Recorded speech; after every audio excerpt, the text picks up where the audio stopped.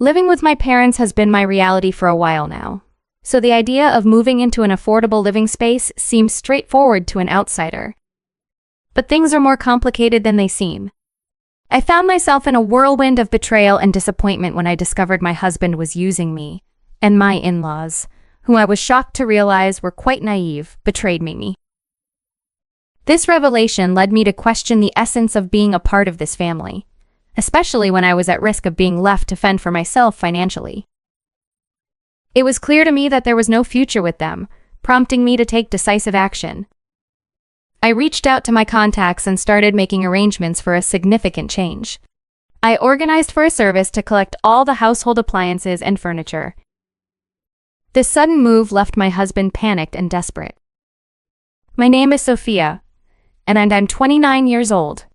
Since completing college, I've been working remotely, only needing to travel for work once a month. I serve as the Chief Accounting Officer, a role that has been accommodating, particularly because I am a wheelchair user due to a disability in both legs. This was the result of a severe car accident I experienced in college, which left me with immobility in my legs despite years of rehabilitation. Living with this condition has led me to believe that I might remain single for the rest of my life. However, once I accepted my situation, my desire to find love and get married resurfaced. In pursuit of this, my friends arranged a blind date for me, where I met Jackson, who is 4 years my senior. Despite his age, Jackson appeared younger and his maturity level was unexpectedly low for someone his age. He was remarkably direct, asking me blunt questions about how I manage daily tasks from eating, handling household chores, to personal care. This approach was refreshing. Unlike others who treaded lightly around me, Jackson's candidness was surprisingly welcome.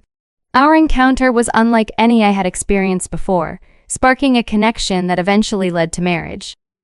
However, the journey was not without its challenges, as I soon discovered the true colors of my husband and his family, prompting me to reassess my situation and take bold steps towards reclaiming my independence and well-being. Jackson's directness caught me off guard at first. He asked me everything right off the bat. While some might have found his approach brash, I was touched by his genuine interest in my life. Our initial dates blossomed into a relationship, and I found myself deeply invested. Jackson seemed like the one person I had been waiting for, someone who would choose to stand by me indefinitely. So when he proposed after only 7 months of dating, I was ecstatic, filled with hopes of lasting happiness. We decided to settle down in a house I was renting despite its standalone nature and slightly higher rent.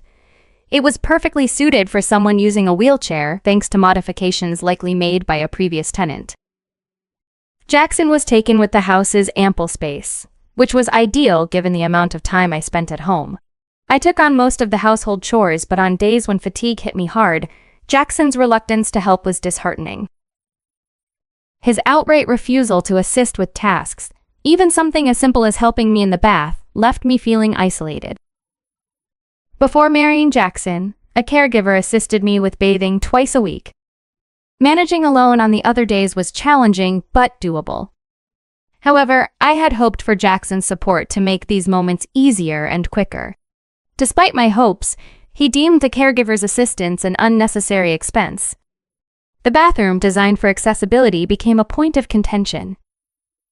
Jackson would leave it cluttered, making my already difficult task of bathing even more cumbersome. My requests for a bit of consideration went unheard. His argument that the house was already adapted for my comfort ignored the daily inconveniences I faced due to his actions. Jackson's lack of empathy and support made me rethink our living situation and our future together. From the outset, I never hinted that the house, perfectly adapted for someone in a wheelchair, was originally mine. Jackson's first visit was filled with awe at its spaciousness and the quality of appliances and furniture. He expressed a desire to move in post-marriage, enchanted by what he saw. However, his tune changed after we got married, complaining about features like the handrails, comparing our home to that of an elderly person. His remarks made me realize that his vision had been clouded by the house's amenities, rather than a genuine connection with me. As time went on, it became clear to me why Jackson had married me. His interest had always been more in the house and the lifestyle it represented than in our relationship. When we first met, he seemed curious about my ability to manage household tasks despite my disability, a trait that now feels like it was more about assessing my capability to take care of him rather than genuine concern. His friends and colleagues lauded him for being a supportive husband, but the reality was far different. Jackson took advantage of my independence, living a carefree life of unemployment and nightly parties since we began our relationship. This realization after marriage was devastating. Despite these challenges, I didn't end the marriage. A part of me believed there must be some love, as we did decide to marry. This hope kept me hanging on, even as Jackson began to rely on me financially, spending his allowance carelessly and then asking for more. In search of guidance, I reached out to Jackson's mother, only to be met with excuses for his behavior, citing his hard work in the past and suggesting he might just need a break. Her unwavering support for her son, despite the circumstances, left me feeling even more isolated, with no family of my own to turn to for advice. Feeling trapped and alone, I considered confiding in a friend.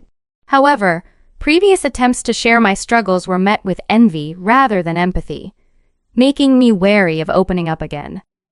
Jackson's reaction to my seeking advice from his mother only added to my sense of isolation, accusing me of worrying her unnecessarily. This situation painted a stark picture of my reality, leaving me to navigate a complex web of emotions and decisions alone. I was at my wit's end. After confronting Jackson about his lack of contribution, suggesting he might work to ease our worries, he reacted with his usual escape storming out. His pattern was predictable, fleeing when confronted and returning drunk, disturbing the peace with his late arrivals. His drunken demeanor was beyond my control, leaving me with no choice but to endure his outbursts in silence. This cycle pushed me to my breaking point, yet the fear of solitude weighed heavily on me. The dilemma of tolerating this behavior or facing a future alone left me pondering divorce more seriously. Unexpectedly, Jackson proposed an idea that seemed to come from nowhere. He suggested his parents move in with us, presenting it as a done deal without considering my input. While I understood the sentiment of wanting to be close to one's aging parents, his were healthy and had no apparent reason to leave their home for ours. The prospect of our already full house becoming even more crowded raised concerns about my work-from-home arrangement and the overall convenience of our living situation. Jackson accused me of selfishness for questioning the move, highlighting the advantages of our more spacious, modern, and accessible home. However, the thought of his parents' constant presence, given Jackson's frequent absences and my own mobility challenges, filled me with dread. Sharing common spaces would undoubtedly complicate my daily routines, amplifying the pressures of an already strained living environment. When I requested time to consider, Jackson pressured me, revealing plans were more advanced than he admitted by bringing his parents over soon after. The situation took a shocking turn when Jackson hinted at a solution for me: a care facility. This suggestion, framed as a consideration for my limits, hinted at a deeper plan to not only have his parents move in, but also to remove me from the equation. His casual mention of visiting from time to time snapped me out of my daze, forcing me to confront the reality of our relationship and consider the urgent need for change. It was a moment of clarity, prompting me to reevaluate my circumstances and decide on the future I truly wanted. The confrontation with Jackson reached a boiling point when he questioned the depth of his commitment to me, his wife. "Are you really suggesting your wife move to a facility?" I challenged him, only to be met with his startling indifference. My frustration turned to fury when he bluntly stated he had never proclaimed his love for me, Sophia. This admission was a clear sign of his exploitation, a realization that hit me hard, underscoring my negligence in addressing the warning signs of our deteriorating relationship. The situation escalated further when Jackson declared his intention to have his parents move into our house, effectively sidelining me as an outsider. His words, shockingly blunt, left me seeking any sign of disapproval from his parents. Instead, their smug expressions only added insult to injury, suggesting they had been eyeing my home long before our marriage escalated. Feeling cornered and outraged, I demanded they leave, only to be met with Jackson's vehement opposition. His defensive stance for his parents, coupled with his refusal to take financial responsibility, painted a clear picture of his priorities. It was evident he valued their comfort over our marriage, relying on my resources without contributing his own. His mother attempted to diffuse the tension, framing their intrusion as a casual visit, yet their comments about the home's amenities revealed their true intentions. As I struggled to maintain composure, a critical thought emerged. Without my financial support, how would they manage the hefty monthly expenses of $3,800 on their limited income? Jackson's departure with his parents, coupled with his declaration of staying with them overnight, left no room for discussion. His unilateral decision, dismissing our marriage and shared home, was a wake-up call. Alone and determined, I reached out to a trusted real estate agent, ready to take decisive action. Jackson's absence that night, likely celebrating his presumed victory, allowed me the space to evaluate what was truly essential in my life. His return the following day found me prepared, having sorted through our belongings and ready to confront the future with or without him. This moment of clarity marked the beginning of my journey towards independence and self-respect, refusing to be diminished by his selfishness any longer. When Jackson noticed his belongings neatly arranged for departure, he couldn't help but mock. "Oh, started packing already? Found a new place?" His surprise was evident when I affirmed and handed him a divorce lawyer's card, signaling a shift from personal to legal communication. The concept of divorce seemed to hit him unexpectedly hard. He couldn't fathom the marriage ending, especially under the assumption that I was too dependent to live without him. His arrogance became glaringly apparent to me then. He had seen me as a vulnerable, solitary figure due to my disability, underestimating my independence and financial stability. His shock at my initiation of divorce stemmed from his mistaken belief that I had no other choice but to stay with him. Jackson's response to the divorce news was laced with disbelief and a patronizing concern for my future, suggesting that without him, I might end up alone forever. However, I was resolute, preferring solitude over a life of discontent with him. I was taken aback by my own assertiveness, challenging the narrative he had built around our relationship. This newfound determination left Jackson disoriented, revealing his insecurity and dependence on the very stability he took for granted in our marriage. Announcing the divorce felt like shedding a heavy burden. I had been so fixated on the idea of marriage that I overlooked the quality of the relationship itself. Jackson, in a last-ditch effort to maintain control, suggested I didn't need to rush into leaving our home. But I was steps ahead, having already secured another place to live. His astonishment at my readiness to move on mirrored his earlier underestimation of my capabilities. As Jackson oscillated between arrogance and panic, my patience with him waned. I informed him that I had already made arrangements with a facility that was more akin to a luxury condo, a place I had invested in long before meeting him. This revelation underscored my foresight and financial acumen, traits Jackson had overlooked. I had always planned for my future, investing wisely in stocks and real estate with the inheritance from my parents and my earnings. This particular investment, initially meant as a retirement plan, was now a symbol of my independence from Jackson. This confrontation marked the end of a chapter in my life, one where I had mistakenly placed my trust in someone who saw my disability before seeing me. As Jackson grappled with the reality of our separation, I looked forward to a future where my decisions and independence were fully my own, unencumbered by the misconceptions and limitations imposed by others. Jackson seemed utterly baffled by my decision to divorce, as if the concept of living independently from him was alien. Despite my clear intention to part ways, he clung to the hope that I would reconsider, suggesting we coexist with his parents in what he perceived as a harmonious family unit.